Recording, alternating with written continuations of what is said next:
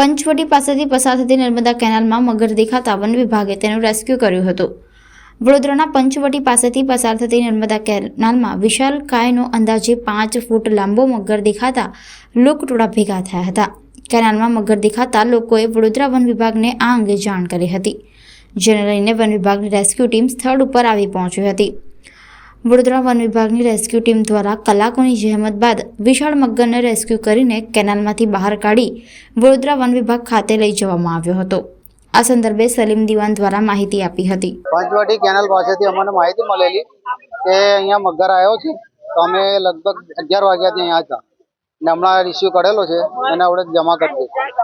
2 ફૂટ હશે, 5 ફૂટનો મગર, 5 ફૂટનો મગર, 5 ફૂટનો મગર છે, એને અમે રિસીવ કરી અને વન વિભાગને સોંપી દઈશું। સલીમભાઈ નામ છે અમારે। વન વિભાગ છે કમાડી બાગની પાછળ છે, ત્યાં સોંપીશું।